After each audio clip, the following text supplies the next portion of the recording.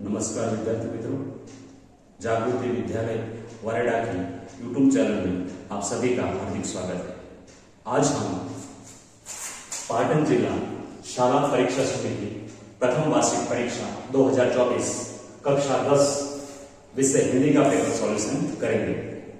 विभाग के गद्य विभाग निम्नलिखित प्रश्नों के उत्तर दिए गए विकल्पों में से सही विकल्प चुनकर लिखिए। प्रश्न नंबर 1, बूढ़ी काकी के भतीजे का नाम क्या था?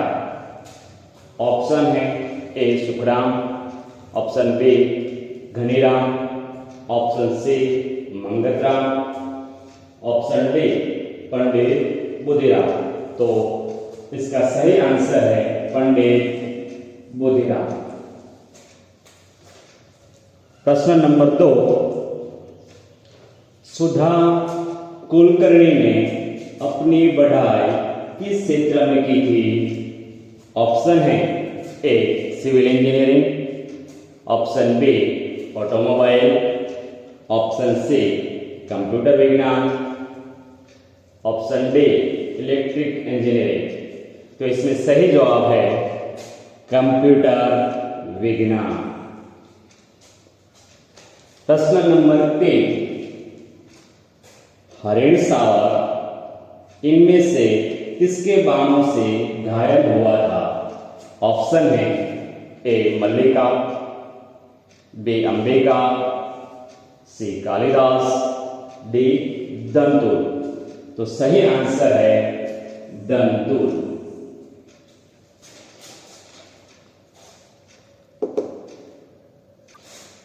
सही विकल्प चुनकर रिक्त स्थानों की पूर्ति कीजिए। प्रश्न नंबर 4, बुढ़ापा खाली जगह रोग का अंतिम समय है। तो इसमें सही जवाब है तृष्णा।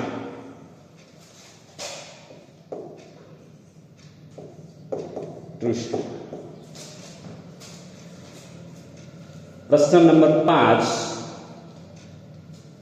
सुधा कुलकर्णी के पति का नाम खाली जगह है। तो उसमें सही विकल्प है नारायण मूर्ति।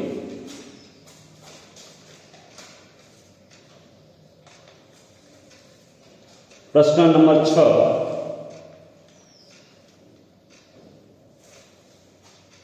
रोज सरकारी कर्मचारी खाली जगह के सदस्य थे।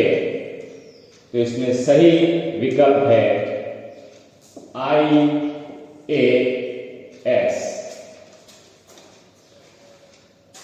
निम्नलिखित वाक्यों में से सही विकल्प चुनकर वाक्य पूर्ण कीजिए।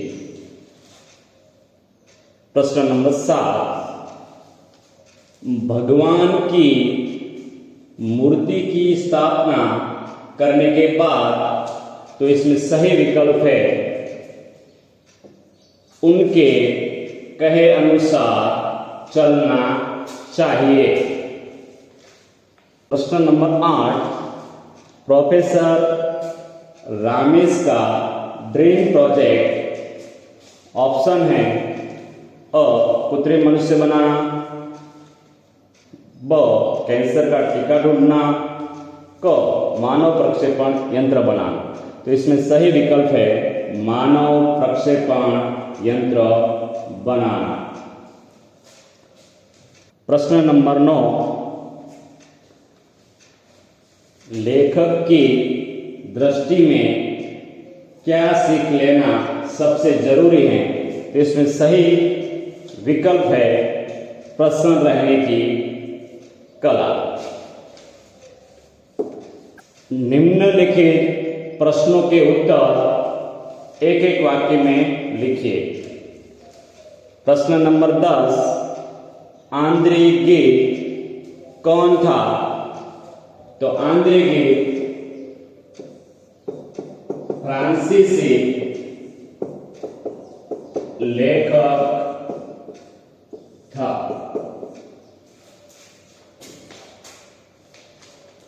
प्रश्न नंबर 11, प्रोफेसर माधवन को पसीना क्यों आ गया?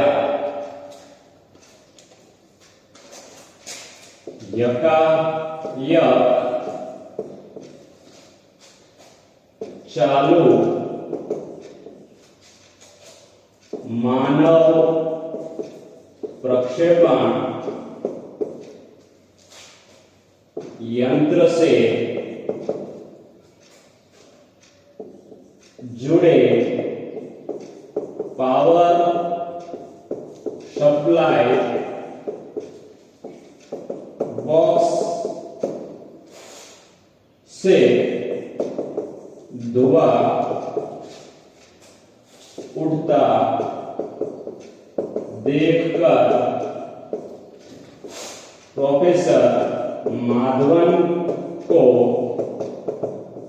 पसीना आ गया।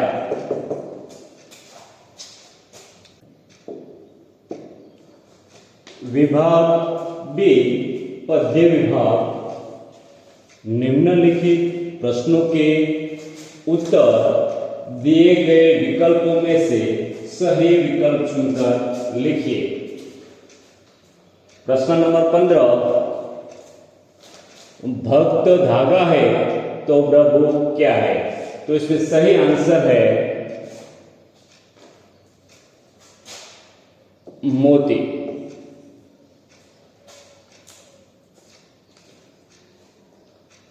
प्रश्न नंबर 16, मीरा किसे जन्म जन्म की पूंजी मानती हैं? तो इसमें सही जवाब है राम रतन धन।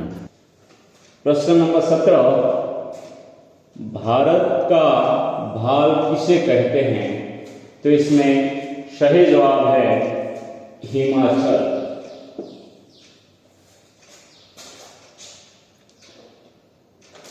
सही विकल्प चुनकर रिक्त स्थानों की पूर्ति कीजिए।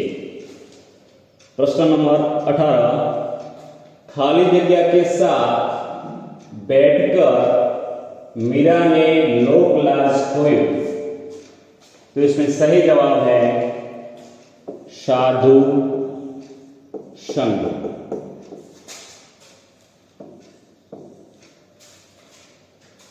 प्रश्न नंबर 19, भारत खाली जगह कहलाता है।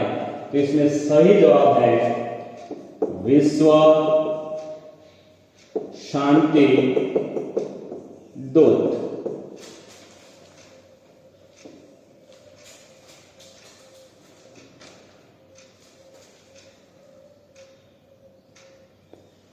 प्रश्न नंबर 20, खाली जगह से सोने का महत्व बढ़ता है।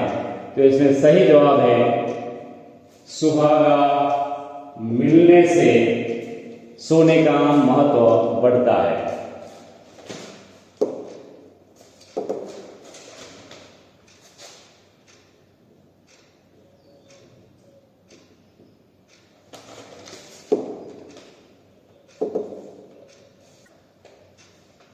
निम्नलिखित वाक्य में से सही विकल्प चुनकर वाक्य पूर्ण कीजिए।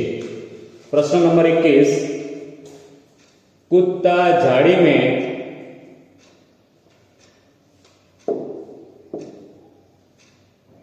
सूंघ सूंघ कर, तो ऑप्शन है चूहों को छानता था, खरहे को छानता था, वन के जीव जंतुओं को छानता था। तो इसमें सही जवाब है खरहे को छानता था।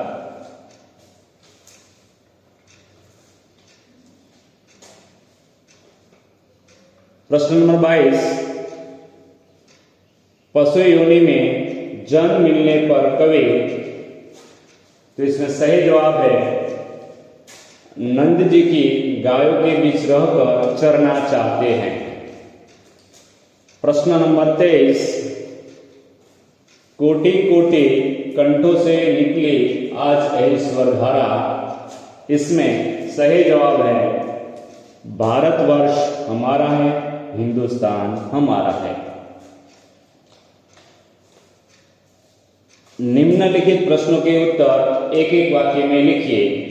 प्रश्न नंबर 24, रसखान किस पर्वत का पत्थर बनना चाहते हैं? तो उसका जवाब है गोवर्धन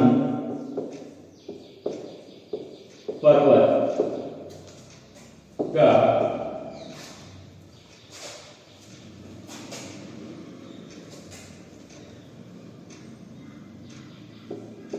गोवर्धन पर्वत का पत्थर बनना चाहते हैं।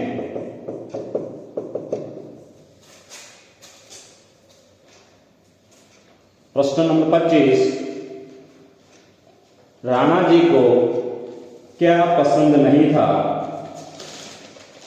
उसका जवाब है श्री कृष्ण के प्रेम में लीन होकर मीरा पैरों में घुंघरू बांधकर नाचती थी। राणा जी को यह पसंद नहीं था।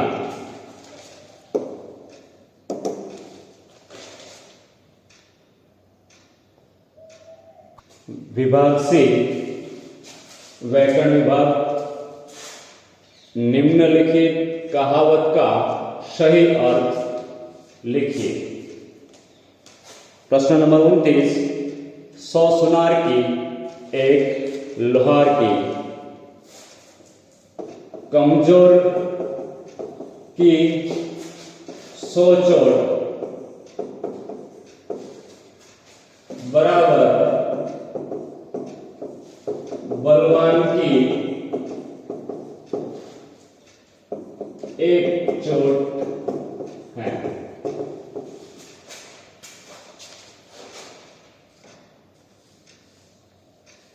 निम्नलिखित शब्द समूह के लिए एक शब्द लिखें।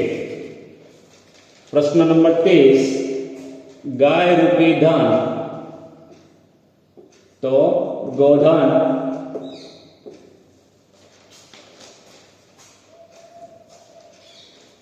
निम्नलिखित शब्द का संधि विच्छेद कीजिए। प्रश्न नंबर 31, हिमालय, तो उसका सही संधि विच्छेद है हिम प्लस आलय।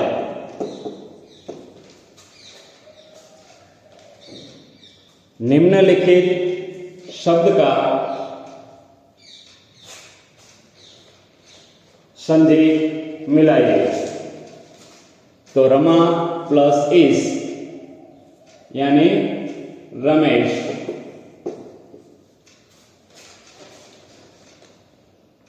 निम्नलिखित मुहावरे का अर्थ देकर वाक्य में प्रयोग कीजिए। प्रश्न नंबर 33, नाक में दम करना, तो उसका अर्थ है परेशान करना। तो उसका वाक्य प्रयोग है कि मेरे पड़ोसी ने जोर जोर से लाउड स्पीकर बजाकर मेरे नाक में दम कर दिया। निम्नलिखित शब्दों का विलोम शब्द लिखिए। प्रश्न नंबर 34, परिश्रमी का विलोम है आलसी, और मित्रता का विलोम है शत्रुता। निम्नलिखित शब्दों के पर्यायवाची शब्द लिखिए। प्रश्न नंबर 36, पुरंदर यानी इंद्र, पुरंदर यानी इंद्र, और प्रश्न नंबर 37, द्रुत यानी गिर। निम्नलिखित शब्दों की भाववाचक संज्ञा बनाइए। तो घबराना भाववाचक घबराहट, और बच्चा की भाववाचक बचपन।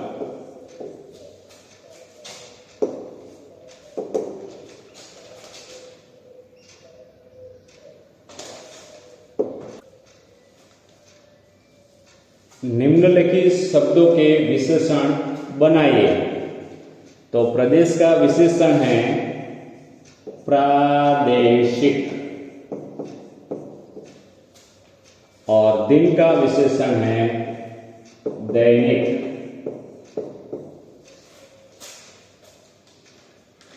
निम्नलिखित शब्दों की कर्तृवाचक संज्ञा बनाइए। प्रश्न नंबर 42, पथ की कर्तृवाचक है पथिक और डाक की कर्तृवाचक है डाकिया।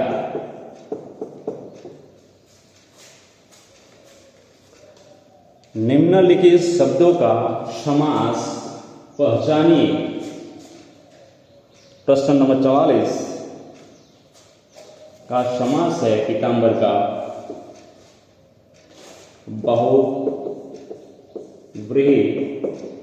बहुव्रीहि और राजमहल का समास है तत्पुरुष समास।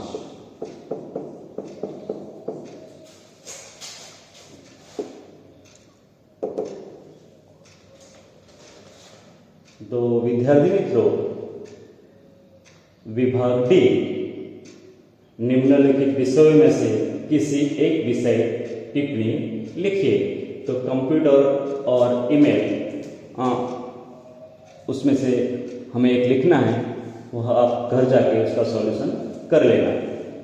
निम्नलिखित गद्यांश को पढ़कर पूछे गए प्रश्नों के उत्तर दीजिए। तो ये पूरा पैराग्राफ दिया हुआ है, उसमें से हमें सही आंसर लिखना है।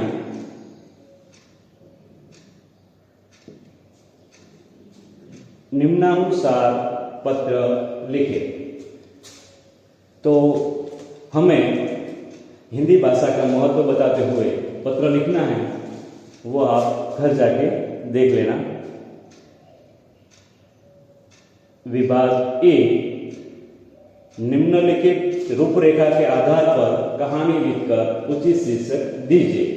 तो यहाँ पर आपको पैराग्राफ दिया हुआ है, उसमें से आपको कहानी बनाकर उसको उचित शीर्षक देना है और बोध लिखना है। निम्नलिखित विषय पर लगभग 150 शब्दों में निबंध लिखिए। तो मेरा भारत, स्वच्छ भारत, वृक्षारोपण एक आवश्यकता, मेरा प्रिय अध्यापक, उसमें से आपको एक लिखना है। उसमें जो मुद्दे दिए गए हैं उसके आधार पर हमें निबंध लिखना है। Best of luck all of you.